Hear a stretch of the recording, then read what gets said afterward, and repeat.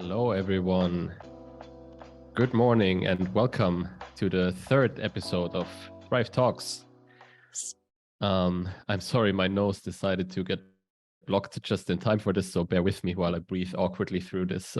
I try to be fast to make this painless for all of us involved. Thriv Talks, of course, is our webinar series centered around all topics that have to do with normalizing entrepreneurship and promoting the future of work movement. We've had 2 sessions so far, this being the third, and the last few times we heard about all about finances for entrepreneurs, and then also about what insurances might be important for you as an entrepreneur or for you becoming an entrepreneur. And you can find both of these sessions in our YouTube channel, for example, so you can go and have a look at those very interesting topics as well. And today, in our third session, we will focus a little bit on mental health and your how to nourish your mind as a knowledge worker. So a very, very interesting topic. My name is Thomas, by the way, and of course, I'm a co-founder here at Thriv. Thriv, if you haven't heard of us yet, we are a tech talent agency. We are part of the Futurize family of companies. And yeah, just a maybe brief few words about us before we get started with the topic. I said we aim to normalize entrepreneurship and contribute to the future of work movement in various ways, meaning we want to make it possible for talented people to work in the way that they want to work and to support them in their journey. We do this, amongst other things, also with these kind of webinar topics, some of them on financing and insurances, but some also on very important topics like today on your mental well-being, because life as a freelancer can be lonely, and we hope to make it not so through these talks for as many people as we can. If any of this interests you, then please get in touch with us. You can do so via social media or via our website, or even in the chat here. There's a few of us here. You can just write a message and we'll be in touch with you. And if it's interesting to you, but maybe not quite for you, or maybe you are a freelancer already or in our network, but you also have some friends who could benefit from this, we have an always ongoing referral campaign. So please drop a name to us and we'll be in touch with your friend, and you get a reward from that too. Without any further ado, let's go to today's keynote speaker then, so we can stop listening to my labored breathing and hear about some interesting topics instead. This morning, Mari Laari from Heltti will tell us about mental health, like I said already. Mari has been at Heltti since 2018 and works there as an organisational psychologist and a resource specialist who helps people to understand their own workload and mental resources. I'm really looking forward to this. I think this is a very, very interesting topic, especially for freelancers, like I said, or in the tech industry. Also, this is a kind of a good information to have, I think. And I should still say that if you have any questions, then Mari is happy to answer them during the presentation. So please just write them in chat and I will ask them for Mari at an opportune time. And I should still mention, when you write in chat, please make sure you select that it goes to the whole group so everybody can see the questions you ask, so other people can also benefit from that. There will also be a Q&A session in the end. So if you don't have anything or want to hold off until then that's perfectly fine as well. But yeah, enough from me. Mari, the floor is all yours. Thank you, Thomas. Good morning, everybody. I'm so thrilled to be here talking to you about this topic, since it's one of my favorites. I'm a psychologist and I like helping people create more sustainable ways of working and living, and taking care of your mind and your brain is one way to do it as a knowledge worker. I'm just gonna share my presentation and maybe a couple of words about Heltti. If you haven't heard about that company yet, it's a Finnish company helping other companies and entrepreneurs to create more sustainable work life. And there are a couple of our customers. We focus on knowledge workers, and now we do also offer, if you want to get familiar with our services, you can just go to our website, check what is there. We offer healthcare services and also all kinds of services to support your mental well-being. And there is a discount for those who are part of Thriv network if you want to get our services. So starting fee will be discounted in that case. But let's get straight to the point, because that's probably what you are here for. I'm going to use this healthy mind platter model to explain what kinds of things our brain actually needs every day. And it is built based on these researchers, David Rock and Daniel Siegel, and also Mona Moisala. So she added some stuff there, and I put it together as this platter model, which is familiar to us from food, but now we are thinking about our brain. Also, we can think that we are feeding our brain with different stuff. And I'm going to go through all of these things one by one, focusing on a couple of them more thoroughly.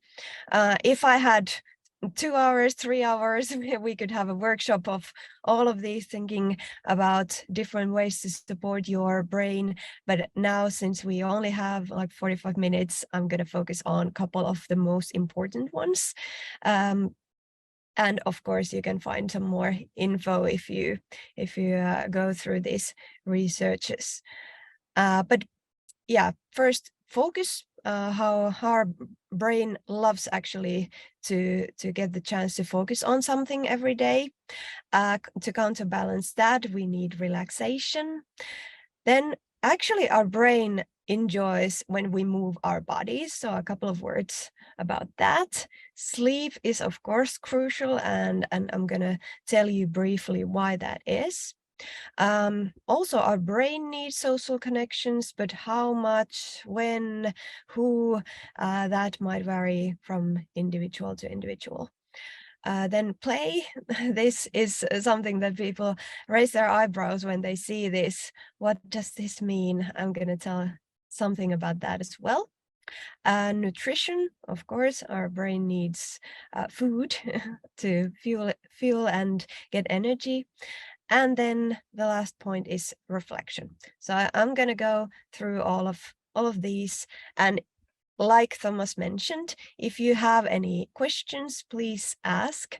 I'm happy to answer all of your questions during this talk or afterwards in the Q&A session. So you can just formulate your thoughts and write it in the chat, and probably get an answer as well. So when you think about your days, you can start thinking if you are getting all of these things every day. If you don't, now as homework, you can just pick some of those who like which ones you don't get as much as you would like. You can focus on increasing those in your everyday life. And by doing this, by offering your brain all of these every day, you are making sure that your thinking capacity is on its best. So in order for us to be productive and creative and smart, we need to offer our brain all of these things. First, and I think this is something we talk a lot nowadays, is focus. How am I able to focus on work, on other things? Do I get distracted easily? Do I struggle with focusing? I think this has been a very hot topic lately, and people are a bit worried about their ability to focus, the concentration skills, and there are many reasons why we cannot focus, but I'm going to give you a couple of advice on how to improve your focus. And one thing that you probably have heard is that multitasking isn't good for your brain. And here are a couple of pictures showing why that might be. These pictures come from research, Mona Moisala's research, and there are pictures from MRI brain scanners. And first, the participants just listened to something. A text was read to them and they were listening to it, and at the same time they measured how much activation there was in their brain. And here you see the brain from each side, and you see some yellow and orange, and that means activation. And in that case, when they just listen to something, it is totally normal to get activation on these parts of the brains, because this is the part of the brain that processes audio information. And then when they added reading another text, so the person listened to another text and then read another one, what happened was that there was activation on the hearing areas of the brain, also the visual areas of the brain. So this is totally normal, but besides this, the frontal lobes were activated as well. And this is kind of waste of energy, because the frontal lobes are trying to pick what is the important message to focus on, and what should I take in. And then there is emotional regulation involved as well. So much more energy is used when we try to focus on two different messages at the same time, compared to if we did it one by one. And this is what happens in your brain when you, for example, now when you're listening to this, you might be writing something at the same time, focusing on something else, reading an email, or just scrolling through your phone, reading something from there. So your brain is using much more energy if you are multitasking, and that's why we shouldn't do that. Of course, we can do different things at once. So we can read something and chew gum at the same time, because chewing gum is automatic. We don't need to think about it. Also, listening to something and walking, totally possible, because we can walk automatically. But of course, if something happens in the environment that grabs our attention, and then we might lose the focus from listening to whatever we were listening to. Also, another point here is the interruptions we might have, and we do have every day. We have many interruptions, maybe once every 20 seconds, and that's a lot. So what happens in our productivity when this happens is that when we start working on something and the time passes, our productivity goes up. So first, when we start something, our productivity isn't that high, but once we are able to focus on that same thing, our productivity actually rises.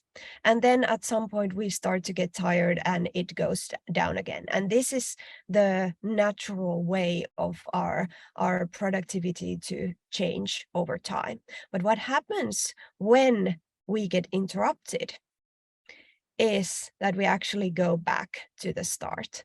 So every time we interrupt what we were doing, we kind of start over with the productivity. And that's one reason why we shouldn't interrupt ourselves as much as we do every day, which is totally normal that we do that. But if we focus on decreasing the interruptions, we actually increase our productivity and we save energy from our brain. So there are many benefits in doing that. And recognizing your distractions is one way to start working on this. There might be things in your environment which is kind of easy to spot. So if you hear sounds, there's some movement going around, or there are notifications, something popping into your screen, some phone notifications you can hear, or actually if you can see your phone near your computer, that grabs your attention automatically, even though it's silent.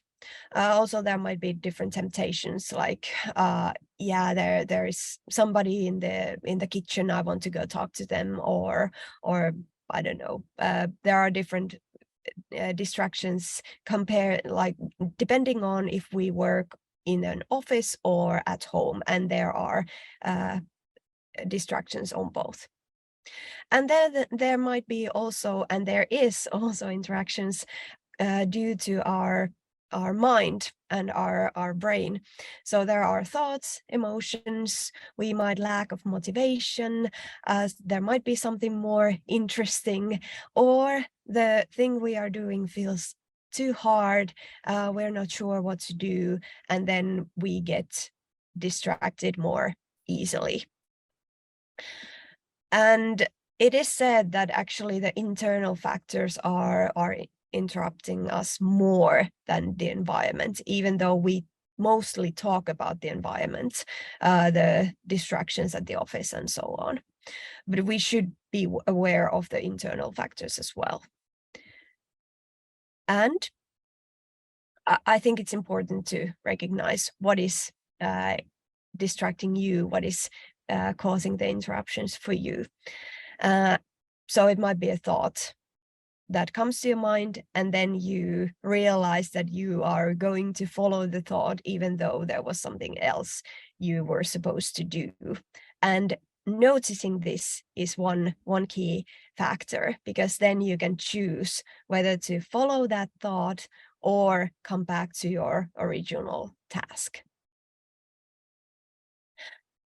And how to support your focus, and how to plan your work day according to your natural rhythm of focus. That is one question that you can think about now.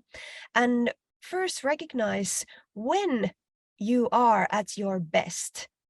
When we think about concentration. So what is your best concentration time? And I'm going to put a poll in here asking you, when is the best time for you to concentrate? Because we are individuals in this sense as well. So some people have their best concentration time before 8 o'clock in the morning, some around 8 to 10, some a bit later before noon, around noon, early afternoon, later afternoon, evening time, evening night time. And it's always interesting when I put these kind of polls or surveys, because we usually get mentions on all of these. You can click just one, or you can choose multiple if you have a couple of good concentration times per day. That we might just have one, or we might have multiple. So let's see. Many of you are choosing morning time from 8 till 10. That's pretty common. Many people, I think most of the people, find that the morning hours are the best for concentration, maybe because then you are rested after a good night's sleep, and then you haven't used your concentration yet. But there are, at the same time, many people who do have their concentration time a bit later. So let's see. Almost all of these got votes here.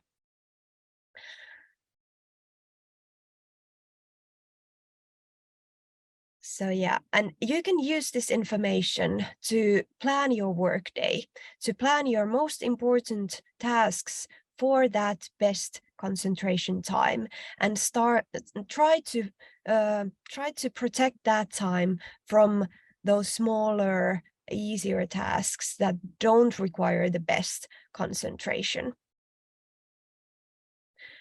Maybe this is a silly question, Mari, but is there any good tips you have on how to recognize what interrupted the focus, because often I feel that I do something and then it's an hour later and I'm doing something else, but I have a hard time backtracing to what was the thing that really broke the original focus. That's an interesting question, and I think it just requires practice. So once you do notice that you have been distracted, you can try to follow back your thought process. So what did I think just now, and what was the previous thought, and so on. So try to make the gap between getting distracted and noticing that shorter and shorter. So I think it just takes some practice, but it might be very difficult from time to time. That makes sense. Thank you. Yeah, and actually one thing, let me see if I can just get this poll screen out from here. Well, for some reason I'm seeing the poll screen still. But let's not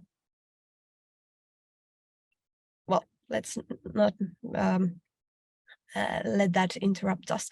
But yeah, what I was thinking was that we might need some reminders for the concentration. So maybe some timers that tell us that if you were distracted, please come back. Maybe using some sort of timer, like half an hour or an hour, to remind yourself about what you were trying to do. Okay. And you can also plan your focus times daily using this information when you know that what is the best time for you to focus. And at least at that time, not let anything disturb yourself. Let yourself concentrate. Close all the apps you don't need, all the sites that might send notifications or grab your attention visually. Because if you do have a lot of tabs open, those grab your attention as well. So just put those things you need for that task visible in your screen and hide everything else. Hide your phone as well if you don't need it for the work. Also, it would be a good idea not to be able to be reached, and this is a cultural thing, like, is it okay to be offline in your community, your project team, for your client?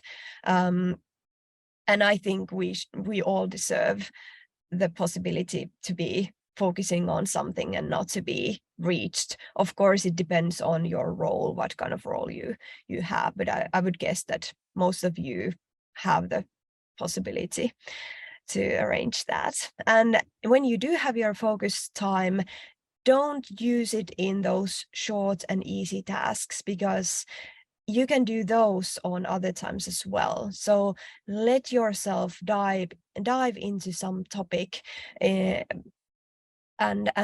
work on that for maybe the whole focus time.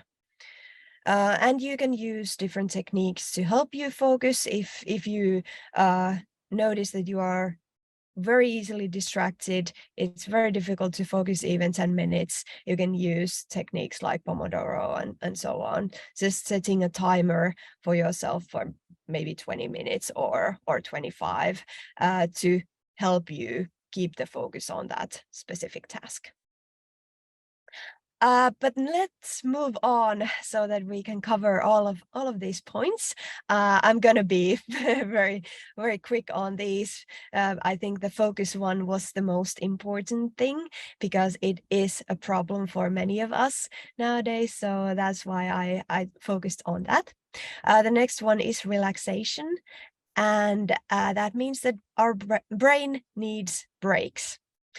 They might be actual breaks during the workday, for example, lunch break, coffee break, something that you take some time and you let yourself think about something else than work. but they can also be micro breaks between tasks. So when you are finished with one task, you can just very quickly reflect on that. What did I do? Do I need to come back to this task at some point? Or is this just finished? What should I do next? And this is actually a micro break, this short reflection between tasks. Or you can use short meditation or breathing exercises. You can use different apps to support this, or you can just take 3 deep breaths. That is maybe all you need to help yourself calm down a bit, to relax a bit, and then rewind. Or you might need some sort of ritual at the end of the workday to help you shift from work to something else, to close the workday in a controlled way, to maybe reflect, what did you do? What did you finish? What did you succeed in? What was the thing that you didn't have time for and you need to remember tomorrow? And so on. Just to make it more clear when your workday is over and what is the bridge to the next workday. And when I talk about relaxation, many times we don't let our brain relax, because when we don't have anything to do, we feel like we are bored and we don't want to be bored. And for some reason, we might be even afraid of getting bored, but we shouldn't, because when we offer our brain nothing, that sets our brain into default mode, which increases the creativity and problem-solving skills. So when we don't feed anything to our brain creates more connections and actually start to be more creative. But if we just fill it with something all the time, it doesn't need to be creative. And also it gets tired if it doesn't have the possibility to relax from time to time. The next point, movement. We should stand up many times a day. Especially knowledge workers sit a lot during the day, and that is not helping our brain to think and get enough oxygen and so on. So we should stand up every 30 minutes, actually. So already during this talk, you should stand up at least once. I will not do that because it will maybe mess up my setup here, but you can do that. You can stand up and stretch a bit, or do a squat, like actually our physiotherapist Joel is showing here how to squat. And if you sit less every day, maybe even maybe just 20 minutes less sitting per day, that actually promotes your physical health. So it lowers your blood sugar levels, it helps your muscles stay stronger. And when we do something that we need to use our muscles, like a couple of squats, it actually helps with the blood flow, and we get more oxygen in our blood and into our brain, and that way we are a bit smarter.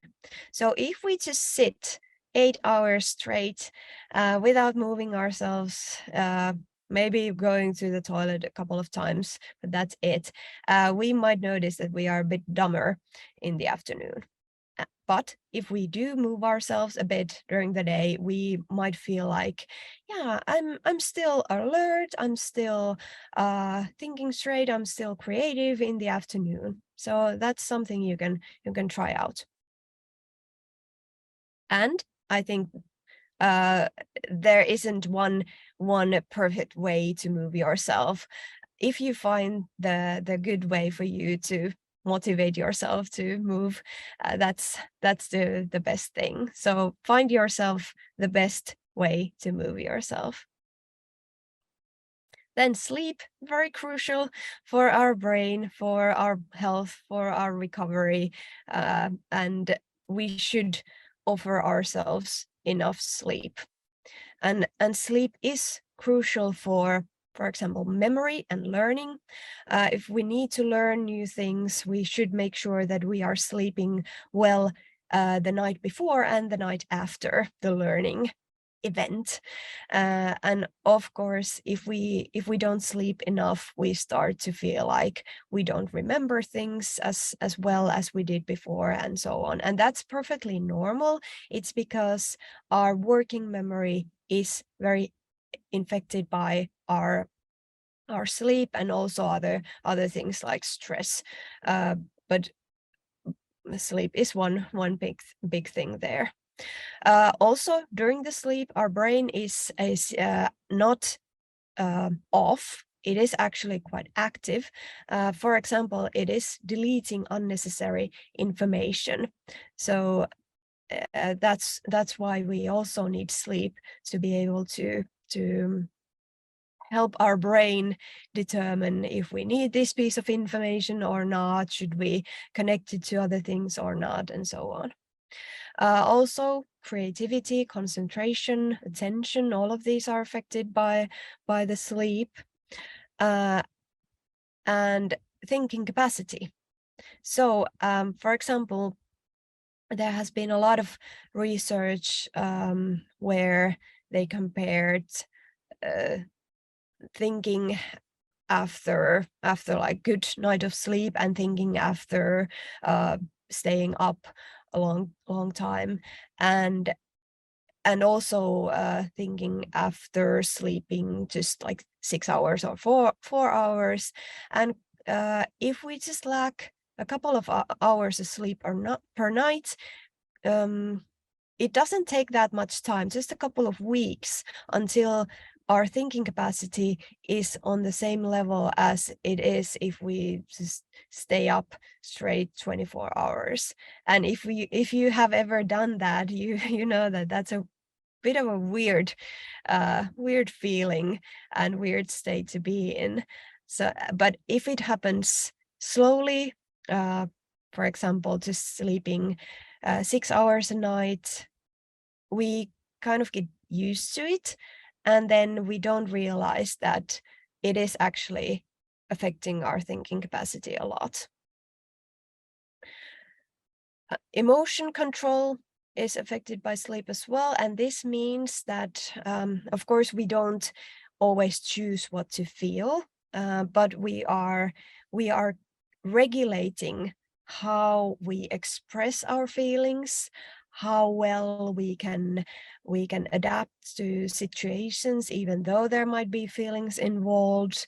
So many people notice that when they lack of sleep, they feel more irritated or more easily frustrated, or it is maybe more difficult to just maybe take into consideration other people's feelings or needs, and so on. So these are all connected to emotion control or emotion regulation. And then, of course, many physical illnesses are also connected to sleep. And if you want to know more about sleep or read more about research regarding sleep, there is a book called Why We Sleep by Matthew Walker. That's very good. I like it. It's there as an audiobook as well, and many people have liked it as well.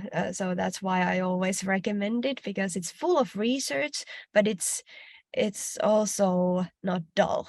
It's easy to read, it's nice to read, and full of good information about sleep. And sometimes people ask, so how much should I sleep and when should I sleep? Well, that varies a bit, at least how much we should sleep as adults. Usually it is from 7 till 9 hours per night. So that varies a bit. Many times when I ask from people, what is your natural sleeping rhythm and how many hours would you sleep if you didn't have any problems sleeping, and if you didn't have any limitations, like you should wake up at a certain hour. So then many people say that it's somewhere around 8 hours. And for some adults it's 7, for some it's 9. Finding out what is your good amount of sleep is helpful. Then you can plan your days in a way that you do get enough sleep. Some people, maybe 1 or 2%, actually get by with 6 hours. We do survive with that, but it is affecting our thinking capacity. Only like 1 or 2% of people actually are at their best with just 6 hours a night. Most of us need much more. And when? Well, that varies a lot. We do have these best hours to fall asleep during the nighttime. For some, it's earlier, like 9 or 10 o'clock. For some, it's a bit later, 11, 12. For some, it's something completely different. It might be that you just, your natural rhythm is to sleep from 2 or 3 until 9, 10, 11.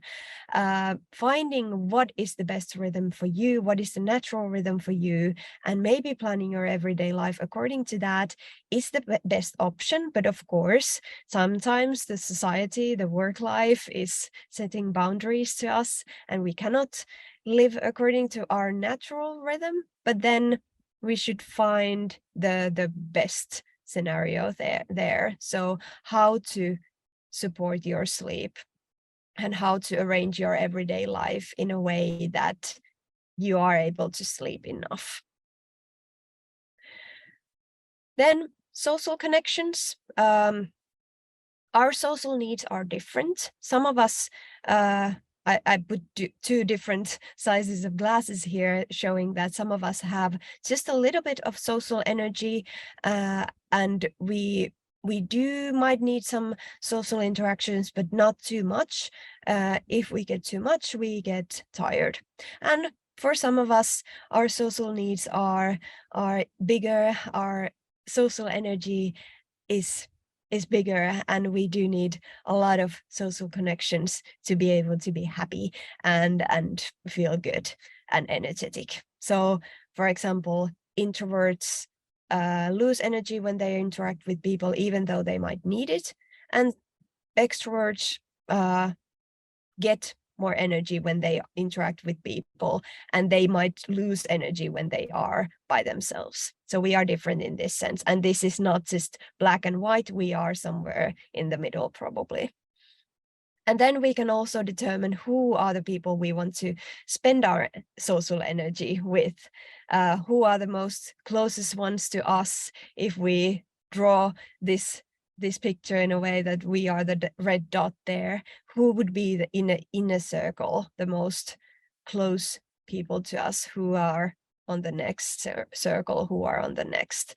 And if we don't have that much social energy, do we want to focus on the ones in the inner circle? Maybe. And then in a work setting, we do have different needs for social interaction as well. Of course, we have meetings with clear agenda, and we just go over things. Maybe in that case, we don't need that much of for example, face-to-face connections. It's easy to do these remotely. But then when we need to plan things, be creative, reflect on things, maybe that's easier to do face-to-face, or we just need some other kind of facilitation for these things. And in a remote work, I think we forget to do this. We forget to plan these kind of interactions. And then we might need just hanging out, doing some break activities, talking about something else than work, or getting support from others, getting help. And now you can also think about, do you get all of your social needs met at your work, or do you need to arrange something more? Then play, which was the weird thing. Why do we need to play? This means that our brain wants to do something fun or creative. You can think about what are the things that are active and create positive emotions for you. It might be free from rules, something just fun and light. You have chosen that yourself, and you can use your creativity. It can be a hobby. It can be just creating something new, bouncing ideas, to talking about silly stuff. And that is what our brain might need. And we actually forget these things many times. So when I ask from people, what do you get all of these things on a platter? Many people say that they don't get this. So maybe you want to focus on this. Nutrition, just in a couple of bullets. We might all know these guidelines, but it helps our brain as well. So we should eat different colors. Maybe this is a good guideline to eat a rainbow every day. So as much different colors as you can, so that you can get all of those vitamins and minerals and everything you need from the food. And suitable amount, as the amount that keeps you energized but doesn't make you sleepy during the day. And what is your way of creating the best eating rhythm? That's very individual. You can just try out what's good for you. Also, one way to help your brain focus or get relaxed might be to eat in a conscious way. Just focus on eating, focus on the flavors and and how the food feels and smells and so on. That is actually helping your brain to relax a bit. Then the last point is reflection, which means that we should ask ourselves from time to time, how are we doing? Maybe recognizing when you are too stressed out. This is just one example of a tool that you can use for your reflection. Here, you can try to recognize where you are on this curve when you recognize that demands, stressors, pressure, stress is on the bottom actual, and then the results of your work is there. And if we don't have any pressure at work, we might realize that we are a bit bored. We don't get much done because we don't have any deadlines. We don't have any pressure. And then when we get a suitable amount of pressure, demands, our productivity, the results of our work or whatever we are doing is actually getting higher. And then at some point, when the pressure gets too high, the results, the productivity is actually getting lower. So recognizing where is your optimum level of pressure, where you actually feel positive, excited, you get a lot of things done, you have a good flow at work. And when you actually slip into these bad, like on this bad end of the pressure, like when the pressure is getting too high and you start to maybe hassle, get tired, maybe get some more severe symptoms. Because if you are all the time on this end where you have too much pressure, you might end up burned out, which is not not the state we want to be in, of course, and getting there is usually a long road. So we have plenty of time to react when we realize that, okay, we are not in the optimum area anymore. We need to back up a bit, and evaluating this from time to time is one way to reflect on your well-being. And you can test, for example, at the end of the workday, do I still have energy left for my free time activities? Do I feel like yeah, now I have my free time, I'm happy to do my hobbies or whatever?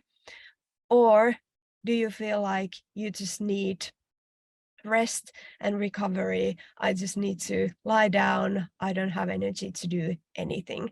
That's an alarming sign if you answer that, yeah, I don't have energy to do anything.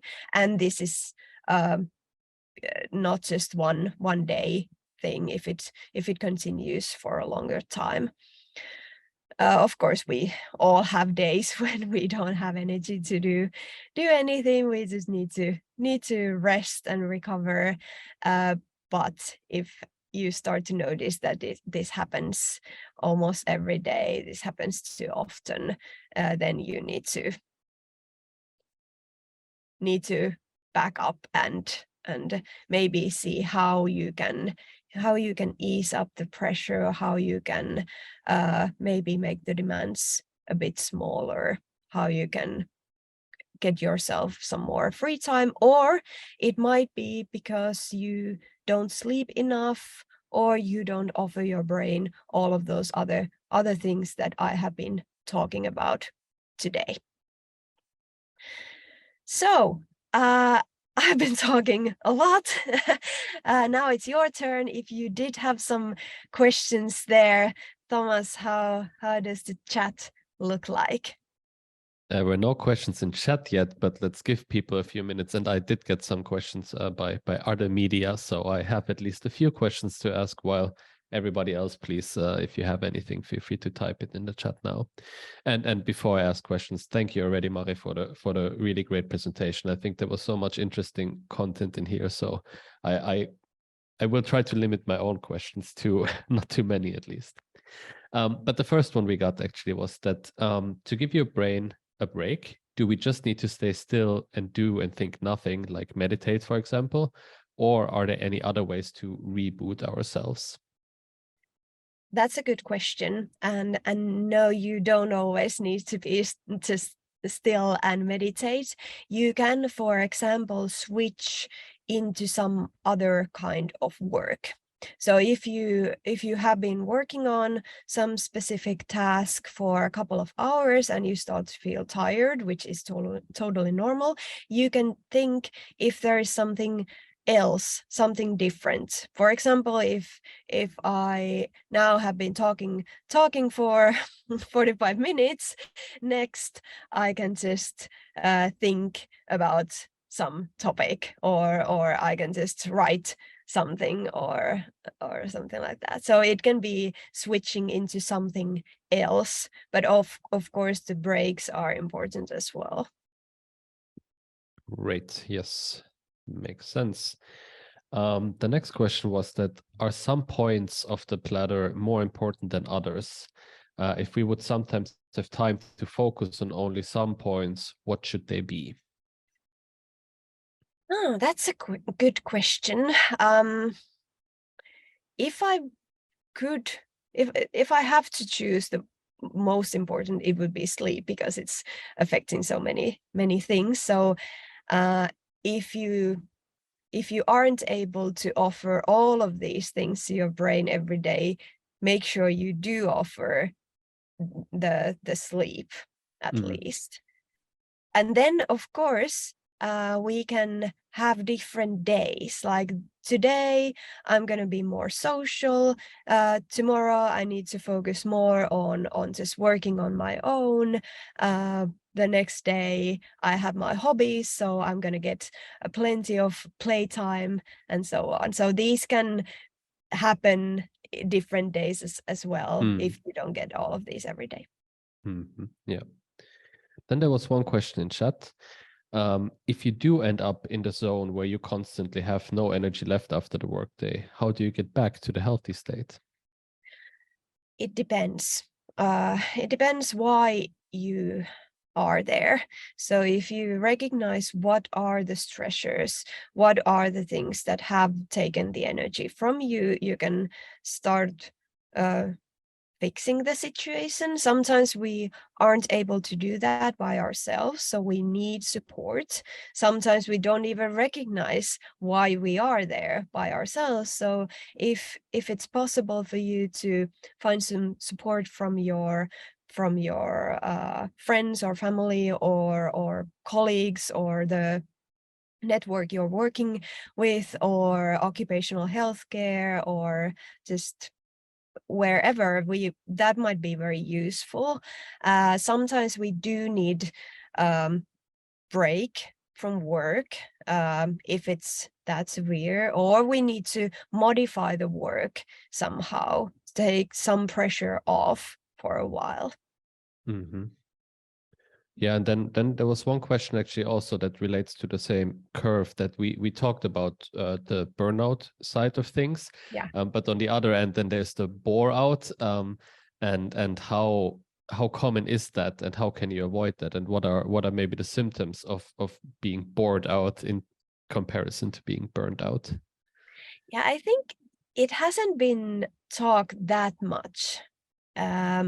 And I'm not actually sure how common it is, at least nowadays, since the work life is very complex and it's more common to have just this scattered work plate but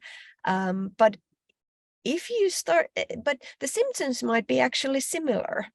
So you might get tired, you might get cynical thoughts towards your work, you might start doubting your professional skills, and then when you start looking into why this is happening, what is going on in my life, what is going on in my work life, you might realize that I'm not challenged enough. I'm just doing things that I know.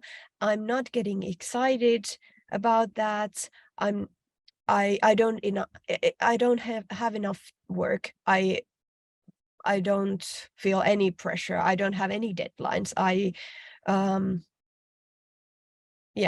Maybe if you don't recognize that there are any stressors like too much work, unclear goals or expectations or roles, difficulties in cooperation or lack of support or lack of guidance, leadership, direction, value conflicts.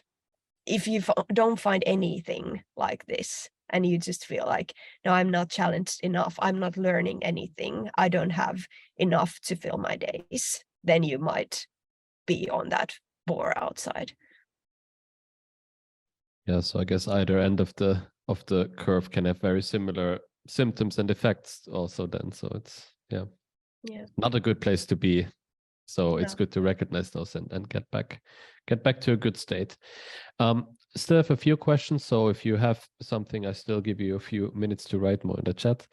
One question was that how can you avoid multitasking when you have so much to do? Or also, I might add to that when your job role maybe puts you in a state like that by default a little bit, where you have to balance many things. I think planning the work days, one thing that you can do at the beginning of work day or the work week. I think it depends on your role and work. You can just plan what is the most important thing I need to do today. Do I have some buffer time in case there is something ad hoc coming? And I would be very strict in not interrupting the most important things, because then you end up in a situation where you have 10 things started and nothing finished, and then at the end of the day you feel like I didn't get anything done. I'm in a chaos. I need to stretch my working hours to get things done. I think it's more dangerous to start 10 things and not finish anything than not starting everything at the same day. Yeah. I think I actually read recently, and I can't remember where, that this when you get nothing done, like you just said, especially in the IT industry, that can be one huge contributor to burnout. That you work for months and months and months on a project and it never goes anywhere, it never is finished by your definition. That can be a really big thing, and there's so many reasons for it, and many of them are out of your control. So I think it's good to recognize this in the parts that you can control, to rather finish one thing than start 50 things. Yeah. And also I think it's good to somehow regulate the expectations. Mm-hmm. So if your client is sending you a message, do they understand that they are not getting the reply right away if it's not really, really urgent? Yeah, right. And same applies to your colleagues, co-workers, whoever you work with. So do they know that it might take some time for you to reply, and this time might be just a couple of hours? I think many of us think that we should be online all the time and everything we get is urgent, or every message we get is urgent, when it actually isn't. That's right. Yeah, prioritization and all that. Yeah. Okay, I have one more, so you still have a few seconds to write something in chat if you have anything else. I think, looking kind of as humanity overall, our lives have changed quite drastically in the past years. From everything, the environment we work in with the remote work and whatever. And for some people, they have been thriving, no pun intended, in that environment. And for other people, it's been really difficult. Do you think on this platter that we saw, where you said that maybe sleep is one really big factor we should keep, has anything changed in the recent years, you would say, in terms of kind of their impact on the overall mental well-being of people? Have you seen any kind of thing that wasn't maybe so important before, but now really is a big part for people? I think what I have noticed during this 10, 11 years I have worked on this field is that we are on our phones all the time. We don't get bored ever. We don't observe our surroundings. We just walk with our phones. Whenever we sit down, we get our phones out and we fill our brain with some content. And I think that is a bad change, because then our brain isn't getting into that default mode ever, and it is very stressful. It is taking energy, and it might be affecting our creativity also. So I think that's a change that I would like to reverse. I think many people would also like to reverse it also for themselves. I noticed, just as you said it, I actually looked at my phone and I felt very, very bad about it, even though I was just checking the time, but still, it's such a habit, and I'm not proud of it. So, yeah. And I think one good tip is to hide your phone if you don't need it. Very good idea. Because it does grab your attention very, very, very often. If it's just on your desk upside down, you don't see what's happening there, but your eyes just shift into it all Temptation. the time. Yeah. That's right. Yeah. Okay. I think we're actually almost exactly on time, and there are no more questions in chat, and I don't have any questions anymore. And let me just check the other channel still. No more questions there either. So I think we did this perfectly. We're gonna end on the dot at the 11 o'clock. Mari, thank you so much. It was really interesting information, at least for myself. I'm sure for everybody else as well. So big thank you for joining us this morning and talking to us. Thank you. And to everybody else, also, thank you very much for participating. I hope you found this as interesting as I did. And I also really hope that you get to take something away from this, and maybe my own takeaway, if nothing else, then just stand up every now and then. I think that's really good for you. So maybe that's the one thing you can take with you also. And have a great rest of the day, everybody, and enjoy the rest of your week as well, now with some healthier habits in mind, hopefully. Thank you all. Thank you. Bye. Bye. Thank you.